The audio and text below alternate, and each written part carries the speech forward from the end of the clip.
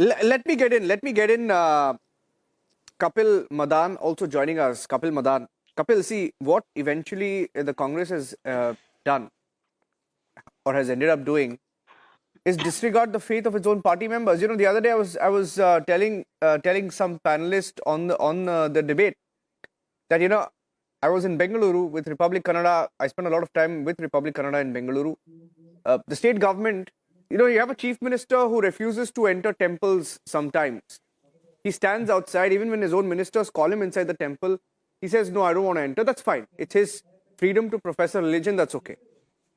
And then he has clearly said that he will not go to Ayodhya. He's not interested for the time being. Okay?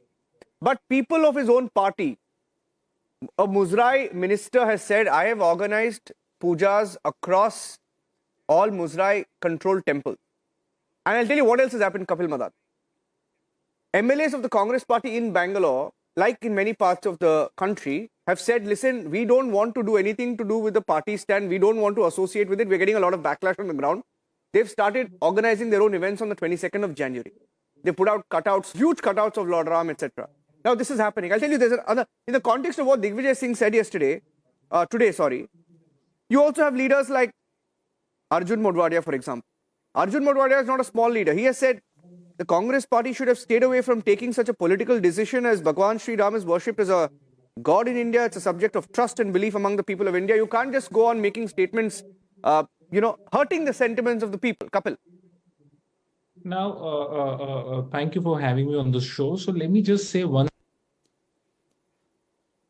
is celebrated in the entire country. I mean, Diwali is also celebrated at Ayodhya ji. One might, who's a devotee, who's a confirmed and who's a staunch Hindu devotee would also celebrate Diwali at home. So you can't question someone's devotion based on whether he attends a particular event at a particular case or he shows his faith, belief or a devotion in a particular manner, which, incumbent government wants everyone to do. The fact of the matter is, there are several opposition leaders who have openly said that they want to go to the ceremony, they will participate in the ceremony, and this is the way it should be. Everyone is entitled to choose, and everyone is entitled to have his own way of showing faith, devotion, and to perform his, religious ceremonies in the manner which he deems fit. Where is the problem? Now, you want to talk about people, talking about or, disagreeing with what the central leadership has done. I will also quote, and I'm sure you will be a little jittery in quoting, one of the very prominent leader from the BJP, who has said, it is not Mr. Modi who's responsible for it. So while Mr. Modi wants to take credit of it, in fact, there are BJP leaders who are questioning it. Now, you will not question them for obvious reasons. No, but I'm asking you another question, Kapil. Why shouldn't the BJP try and take credit? I'm asking you a question. Okay, why shouldn't they take in credit? Let me tell you. When it was in the manifesto. 1 minute. No, wait. Two more speakers haven't come in. Kapil, 1 second. Kapil, 1 second. I'll tell you, they have a right. Small observation, and I'll leave it to Sadhvi. Karan is here, and Sadhvi is also joining us. I want to go across to Karan first. Karan, why shouldn't the BJP take credit? I'll tell you why. I'm a journalist. I know that BJP has put Ram Mandir in the manifesto. I know that they have been legally backing the fight for a mandir in Ayodhya. They have. For them, this is what they wanted. And they have got it. They have supported the trust. They have done everything to put their might behind the trust, right? So, right. And okay, while that is happening, Karan, I'll add in a point. You have an entire generation told that Ayodhya was done for communal gains, right? I'll tell you, for example, the old NCRT for 12th standard casted doubts on Babri site being the actual birthplace of Lord Ram by calling it a belief of a few Hindus. It actually said that. And some of us, while growing up in colleges, I'll tell you an example. I won't tell you which college, but my professors or some of them who would teach me would say, watch Ram Ke Naam. It was a documentary that put that movement in bad light. An entire generation was told that this is bad, right? They tried to distort history perhaps on Ayodhya. Karan. Absolutely. And Niranjan, just a pointed answer first to what the BJP has done. You know, besides the big movement that they carried out, BJP, RSS, VHP, besides the big movement, one crucial thing that people miss out on is that in 2017, when the case was still on, there were close to 11,500 documents which were yet to be translated. Those were documents in various languages: Urdu, Farsi, Sanskrit, Persian, even Gurumukhi.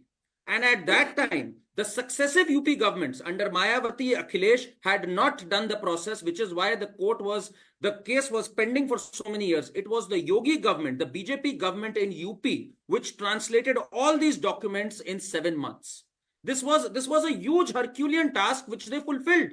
I think that hugely contributed to the fact that it led to a speedy trial and the case reached its fruition. So yes, BJP not only carried the movement, not only pushed for a day-to-day hearing, but also translated these documents. So these are facts. This is on record. So I think not only have they raised the consciousness of the people through this movement, and this is beyond BJP. Let me tell you, back in 1858, when the Nihangs entered the mosque, the police complaint talked about Masjid Janm Sthan. Can you imagine, back in 1858? So Hindus had never stopped fighting for this cause, and it is a historic moment. When my friend Kapil says everybody has the right to celebrate it in their own manner, Kapil, this is a historic moment where Pran Pratishtha is happening. It's a moment etched in history. Shouldn't the Congress party, which I believe is a big political party and represents will of many people, gets around 20% vote share, has government in many states, shouldn't they be there as a gesture for the people? I think it's a historic miss that the Congress party is doing it by not being in sync with the sentiment of crores across countries. It is a moment which shows that India, our civilization, might have been a wounded one, but it is a proud one. And today it is reclaiming its glory. I think it's a moment for all, for everyone to celebrate. Can I just quickly, Niranjan, respond?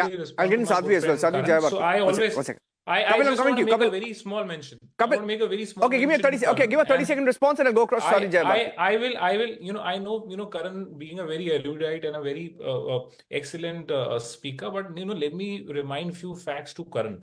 While Karan and my friend Tuhin from the BJP wants to give credit to the BJP, brace yourselves for a revolutionary leap into the world of news with the Republic World app. We are not merely presenting a news app. We at Republic TV are ushering in a new era of digital news consumption. The Republic World mobile app has the essence of power of breaking news and the heartbeat of our impactful shows seamlessly integrated into a singular dynamic platform for you. Join us, viewers, in an experience that goes beyond conventional news reporting. Don't merely witness the news, become a part of it. Download the Republic World app, now available on both the Google Play Store and the Apple App Store.